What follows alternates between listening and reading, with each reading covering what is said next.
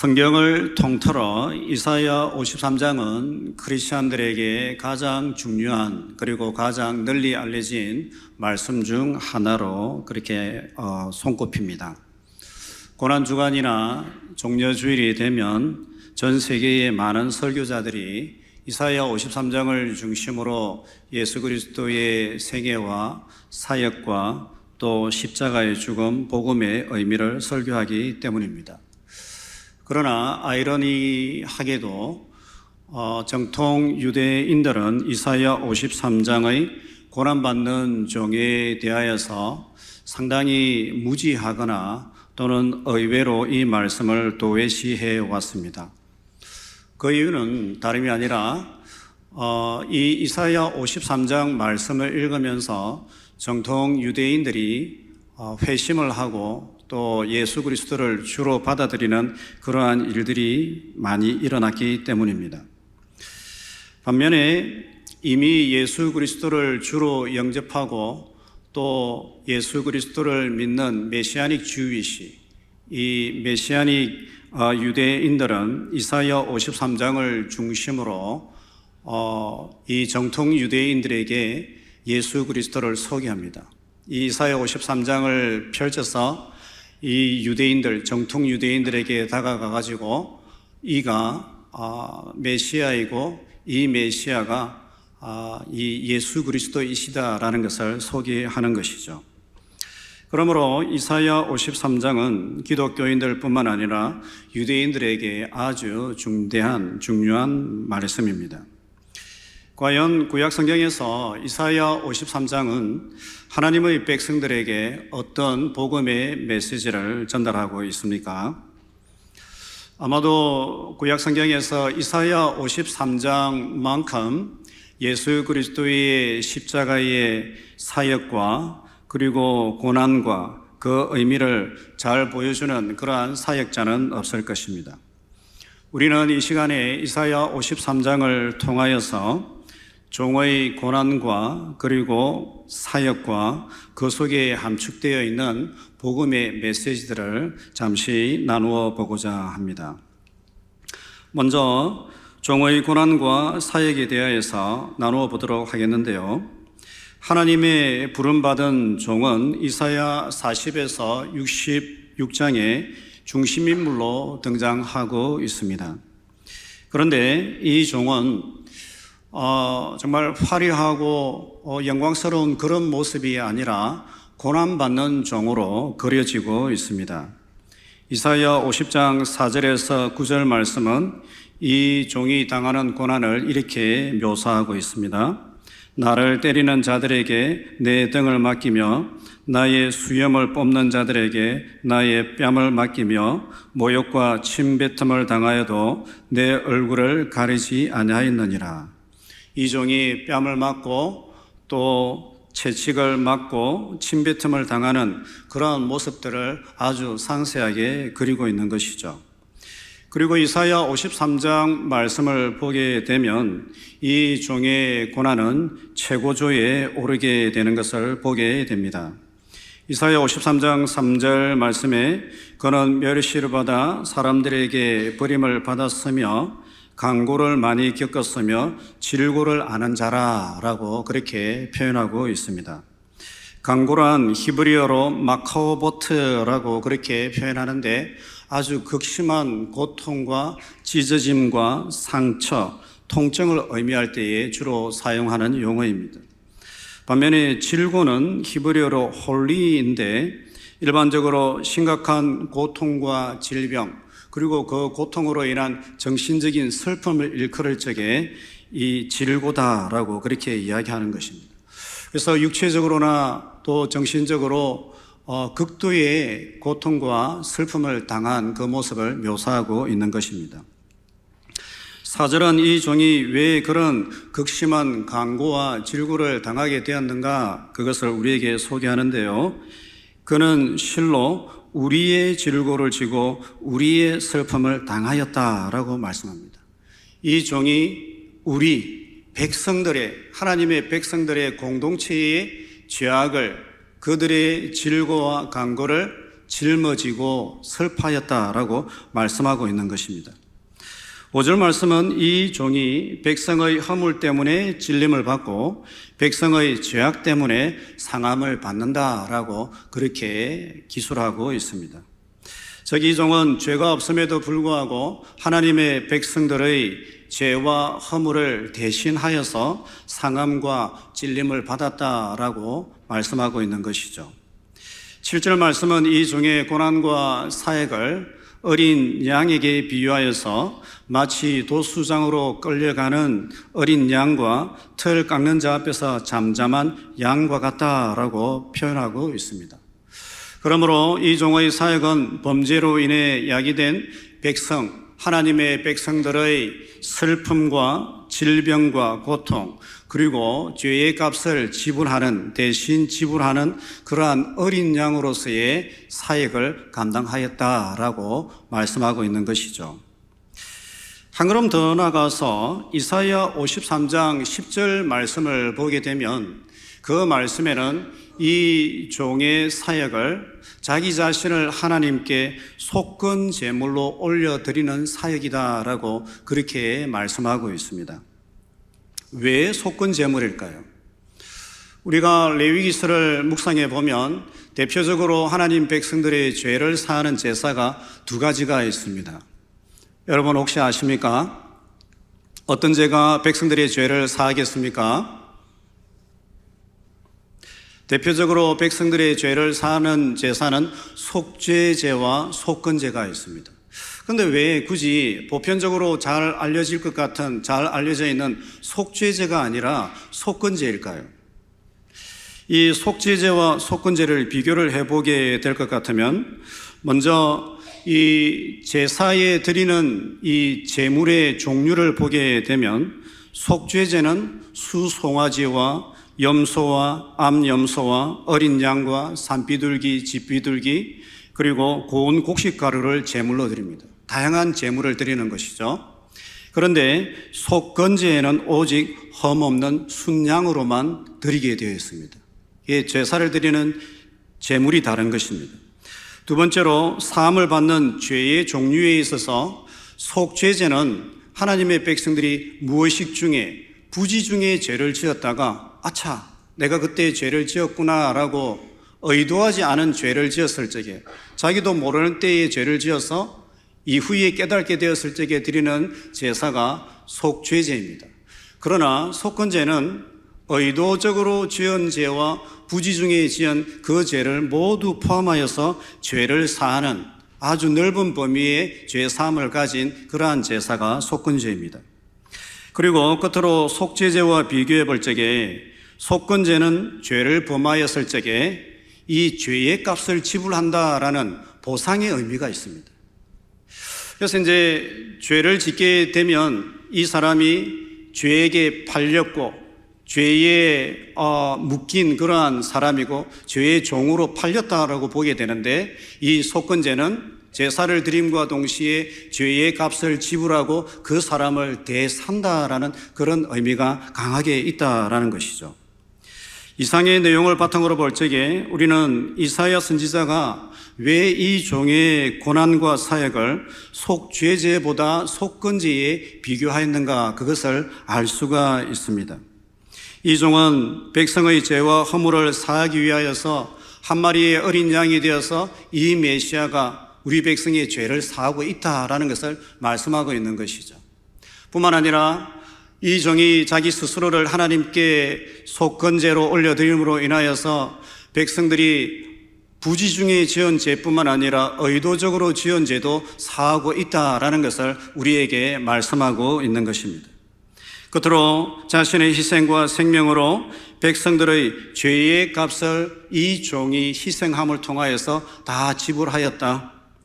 이 종이 자신의 생명값을 이스라엘의 죄의 값으로 지불할 적에 백성들은 죄의 권세에서 자유케 되고 바벨론 포로에서 해방되고 드디어 평화를 누리게 되었다, 평화를 누리게 될 것이다 라는 그 메시지를 우리에게 전하고 있는 것입니다. 자, 그러면 두 번째로 이 종의 사역의 결과는 어떻게 되겠습니까, 여러분?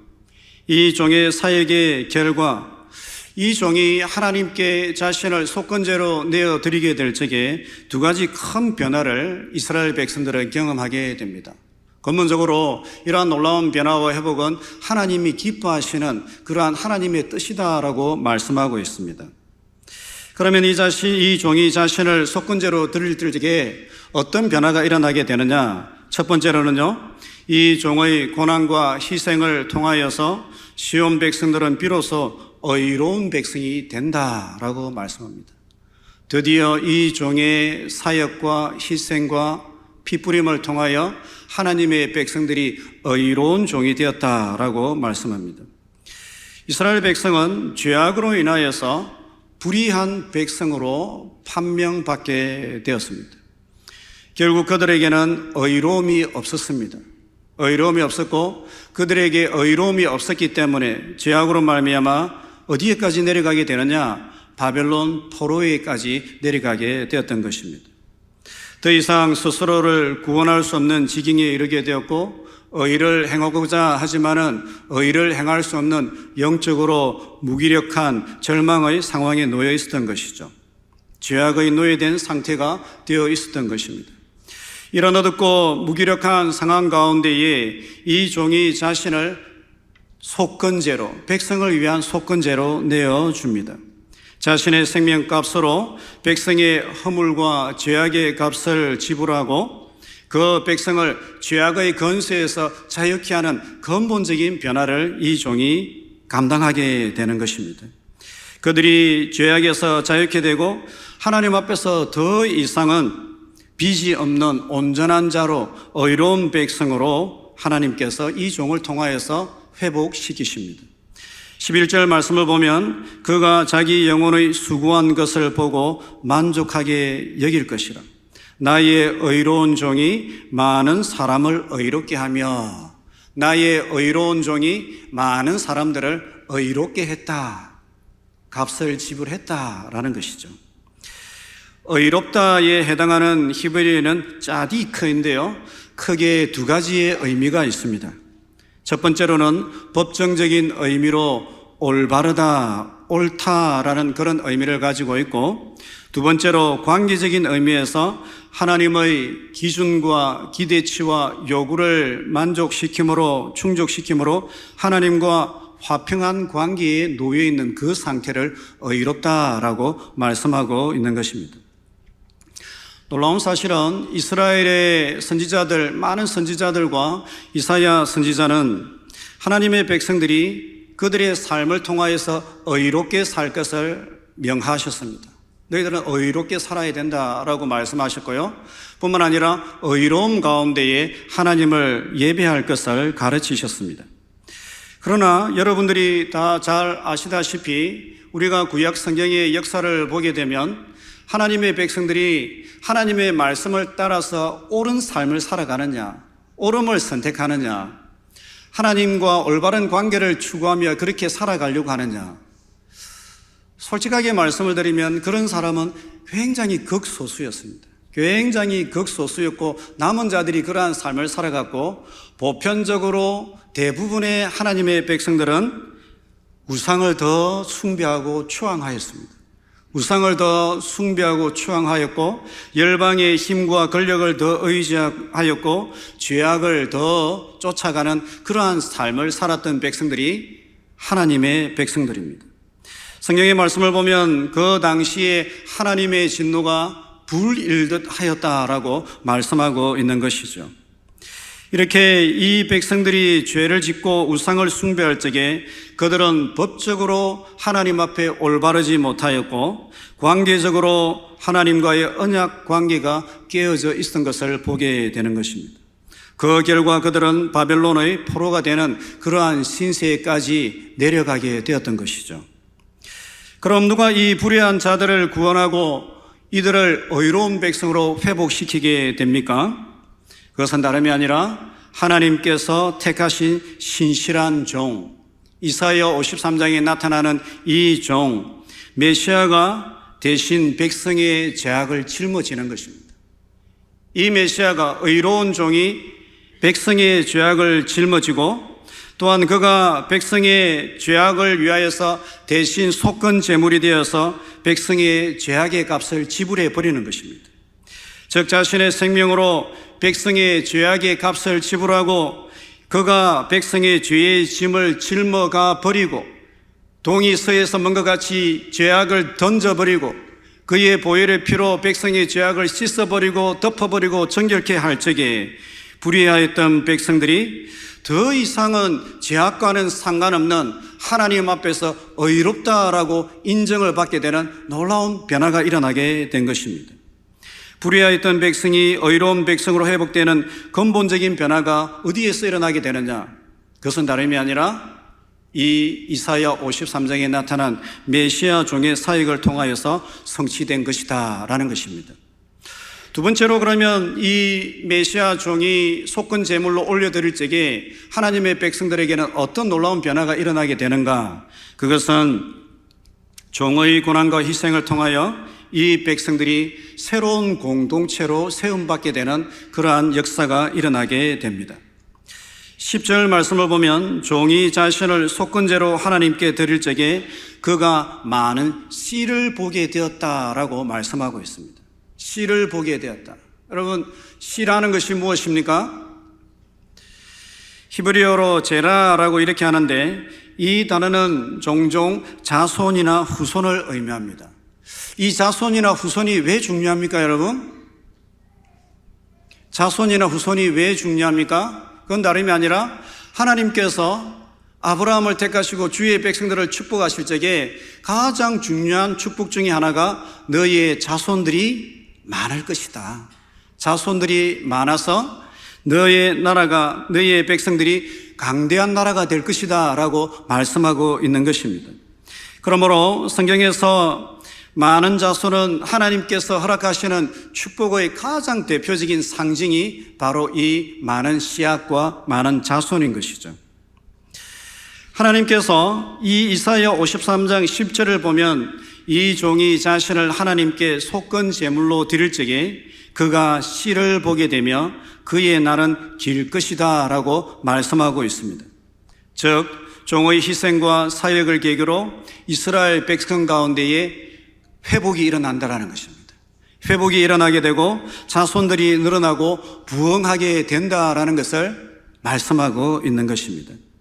우리가 말씀을 조금 더 넓게 보면 이사야 53장에서 이 종이 자신을 속건 제물로 내어드리게 될 적에 이사야 53장에서 시온 공동체가 드디어 땅을 확장하게 됩니다.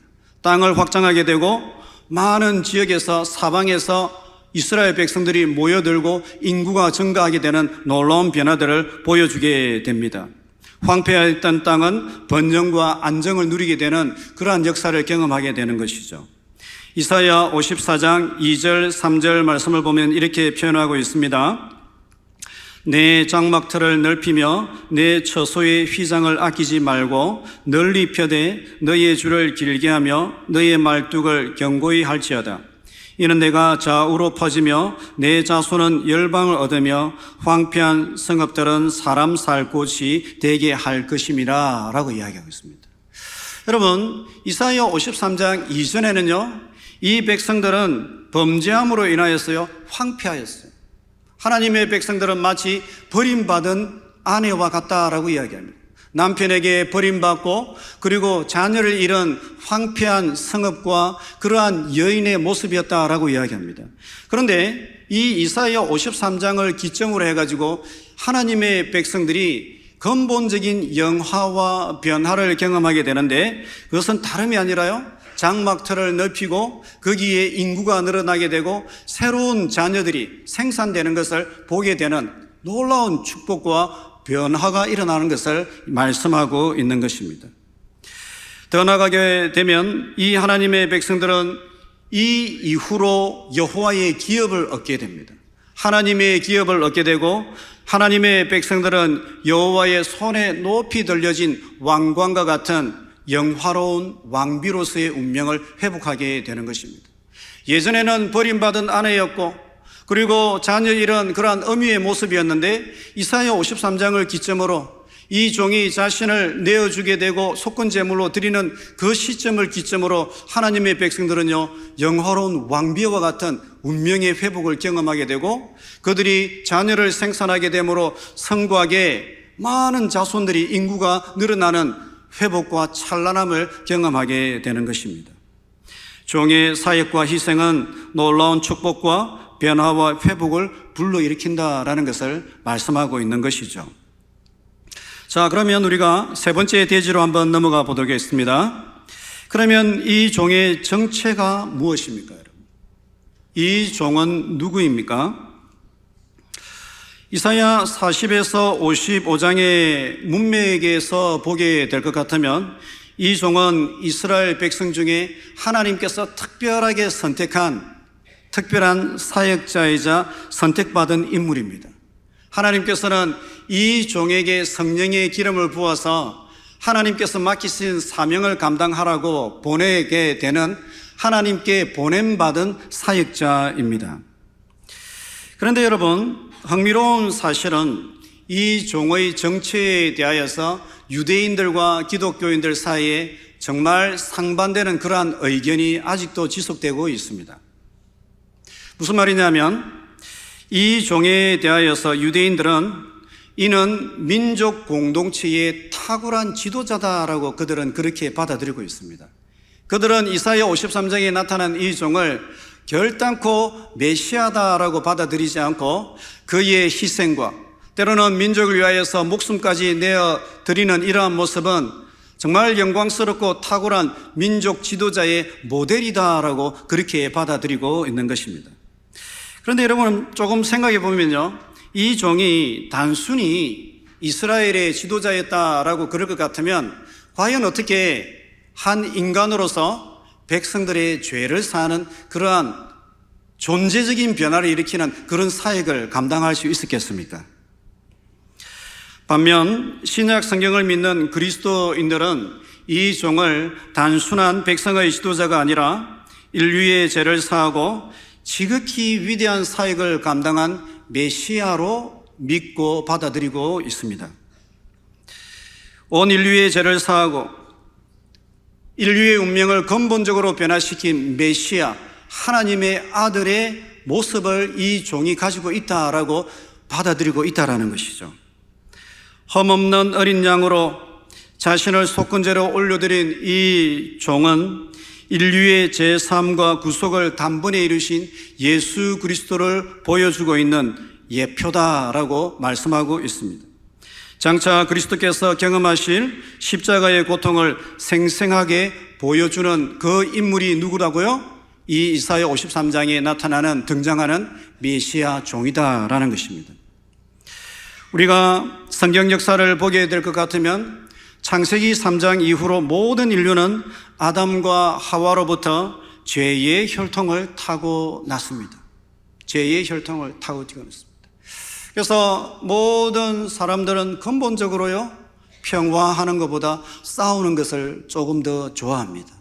그래서 세상에 재미있는 구경이 무슨 구경입니까? 불구경하고 싸움 구경입니다. 불구경하고 싸움 구경. 예. 또한 죄로 인하여서 선과 의를 행하는 것보다 악을 행하는 것을 더 좋아하고 의로운 생각을 품는 것보다 엄란하고 죄악을 짓는 생각들을 더 익숙하게 하는 것이 우리 인간의 모습인 것이죠. 인간은, 모든 인류는 죄로 인해 죄악의 종으로 팔렸다. 죄악의 종으로 팔렸고 하나님의 진노 아래 놓이게 되었다라는 것이 성경의 일관된 진술입니다. 그러나 예수 그리스도께서 진림과 상함을 통해 그의 피값으로, 다시 말해 그의 생명값으로 우리의 죄악의 값을 대신 지불하십니다. 우리의 죄악의 값을 그분의 생명값으로, 메시아이신 하나님의 아들이신 그 보혈의 피값으로 우리의 죄의 값을 대신 지불하십니다. 그의 보혈의 피로 죄악의 값을 지불하는 것뿐만 아니라 우리를 되샀다라고 말씀하고 있습니다. 신약 성경을 보면 그런 표현이 어디에 나오고 있습니까, 여러분? 피로 값주고 샀다라는 표현이 종종 나오는 거예요. 어디에 나옵니까, 여러분? 사도행전 20장 28절과 고린도전서 6장 20절에 보면 하나님의 백성들과 교회를요 그리스도의 피로 값주고 산 백성이고 교회다라고 말씀하고 있는 것입니다. 그래서 예수 그리스도의 보혈의 피로 값주고 우리를 죄악에서 되사서 그리고 무엇으로 삼아주십니까? 우리를 하나님의 자녀 삼아주시는 거예요. 우리를 하나님의 자녀 삼아주시고 우리의 운명이 영광스러운 여인과 같은 영광스러운 신부로 우리를 회복시키는 역사를 누구를 통해서 이루신다는 것입니까? 예수 그리스도의 보혈의 십자가의 은혜로 우리를 그렇게 회복시키신다라는 것입니다. 그렇기 때문에 믿는 자들은 그 운명이 죄악의 포로됨과 저주에서 자유와 의로움의 빛된 자녀로 변화되는 것입니다. 죄악의 포로됨과 저주에서 의로움과 생명의 빛된 자녀로 변화되는 것입니다. 어두움의 자녀가 빛의 자녀들이 되는 것이고 죽음과 저주의 백성이 생명의 백성으로 변화되는 근본적인 변화가 이 이사야 53장과 예수 그리스도의 십자가 구속의 사건에서 우리 가운데 일어나고 있다는 것입니다. 이런 맥락에서 세례 요한은 이스라엘 백성에게 예수 그리스도를 소개할 적에 뭐라고 소개합니까, 여러분? 세상 죄를 지고 가는 어린 뭐라고요? 양이라고, 염소라고 안 하는 거예요. 어린 양이라고. 왜 그러냐면 이사야 53장의 속건 제물은 양으로만 드려지는 제사이기 때문에 그런 것입니다. 즉 이사야 53장에서 자신을 속건 제물로 하나님께 올려드린 그 고난의 종, 그의 희생과 사역이 바로 예수 그리스도에 의해 성취될 것임을 세례 요한은 알고 있었고 그것을 선포하였다라는 것입니다. 우리는 이 종의 사역과 십자가의 죽음이 멸망하는 자들에게는 미련한 것이요 어리석은 것이지만은 구원을 받은 자들에게는 하나님의 능력과 지혜가 되는 줄로 믿습니다. 이것이 세상 사람들에게 보일 때에는 헛된 것이다, 교회 다니는 사람 헛된 것이다, 예수 그리스도 믿는 사람들 이상한 사람들이다 라고 할지 모르지만은 구원을 받기로 작정된 하나님의 백성들에게 예수 그리스도와 그분의 십자가는 하나님의 능력이고 지고한 지혜의 표현이다 라는 것을 말씀하고 있는 것입니다. 잠시 예를 들어보겠습니다. 아주 추운 겨울날 한 나그네가 먼 길을 걸어가고 있었습니다. 눈발이 참 많이 날리는 그 산길을 한 나그네가 걸어가고 있었습니다. 너무 배가 고프고 추워서 거의 기진맥진해서 쓰러져서 죽을 그러한 처지에 놓여 있었습니다. 그런데 구사일생으로 어떤 친절한 사람이 그 쓰러져가는 사람을 부추겨 가지고 자기 집으로 초청합니다. 그러면서 내가 당신을 위하여서 먹을 것과 옷과 목욕물을 따뜻한 목욕물과 침대를 준비해 두었으니 이 열쇠를 가지고 이 집으로 들어가십시오 라고 열쇠를 건네주는 것입니다. 그런데 여러분, 만약에 그 나그네가 어리석어서 내가 당장 필요한 것은 빵인데, 내가 당장 필요한 것은 음식인데 이 열쇠가 내게 뭐 필요가 있겠냐라고 하면서 열쇠를 던져버렸다라고 한번 상상해 보십시오. 사실 열쇠를 받으면 다 받는 것이요, 열쇠를 던져버리고 거절하는 것은 그 집안에 있는 모든 풍요와 축복을 다 거절하는 것입니다. 이와 같이 모든 구원의 은혜와 새 생명의 비밀이 어디에 담겨져 있더라고요? 십자가 안에 담겨져 있다는 것입니다. 십자가 안에 담겨져 있다는 것입니다. 오직 예수 그리스도와 그분의 십자가에서 죄인은, 더 나아가서 우리 인류는 참된 생명과 의와 구원의 길을 발견할 수가 있습니다. 이것이 하나님께서 우리 주의 백성들에게 보여주시는 위로이자 진정한 소망이 된다라고 성경은 지속적으로 말씀하고 있습니다. 말씀을 마치도록 하겠습니다. 우리는 이사야 53장에서 자신을 속건 제물로 올려드린 한 종을 만날 수가 있습니다. 그는 징계와 고통을 받을 이유가 없었음에도 불구하고 백성의 죄의 값을 지불하기 위해서 스스로 희생과 고통과 통곡의 길을 걸어가셨습니다. 그가 징계를 받음으로 백성들은 평화를 누렸고 그가 채찍에 맞음으로 하나님의 백성들은 죄의 사함과 치유와 참된 위로를 경험하게 되었다라고 말씀합니다. 구약의 그 누구보다도 이 종은 온 인류의 죄를 지고 십자가에 달려 돌아가신 예수 그리스도와 그분의 대속 사역을 보여주고 있습니다. 우리에게 보여주고 있습니다. 예수님은 땅에 떨어지는 한 알의 밀알이 되어서 많은 열매를 맺으셨습니다. 요한복음 12장 24절 말씀을 이렇게 표현하고 있습니다. 한 알의 밀이 땅에 떨어져 죽지 아니하면 한 알 그대로 있고 죽으면 많은 열매를 맺느니라. 우리는 이 시대에 이사야 53장이 말하고 있는 종의 희생과 섬김과 자기 깨어짐의 사역을 이 종려주일과 고난주간에 진지하게 묵상해 볼 필요가 있습니다. 저를 비롯하여서 하나님의 말씀을 믿는 우리 하나님의 백성들은 이 고난 속에 숨겨져 있는 생명과 지혜와 위로가 어떤 것인지 진지하게 깊이 있게 묵상해 볼 필요가 있습니다. 그리고 성령의 능력 안에서 그것들을 실천할 수 있도록 우리가 처한 각 환경 속에서, 공동체 속에서, 가정과 직장과 사회와 구역 모임 속에서 그것을 실천할 수 있도록 몸부림쳐야 하겠습니다. 아는 수준에서 그치는 것이 아니라 깨달음의 수준에 이르러서 이것을 우리의 삶에 체화시킬 수 있는 그러한 그리스도의 성숙한 백성의 모습을 가질 수 있도록 해야 하겠습니다. 그렇게 할 적에 교회와 다양한 영적 공동체들은 진정한 복음의 능력과 생명을 이 시대 가운데, 이 세대 가운데도 성취해 갈 수 있을 것이고 경험할 수 있을 것입니다. 다 같이 기도하겠습니다. 살아계신 하나님 아버지, 저희들을 하나님의 백성으로 불러주시고 하나님, 저희들이 그리스도 안에 있는 지혜와 지식의 보화를 누리며 발견할 수 있는 특권을 허락하여 주셔서 감사합니다.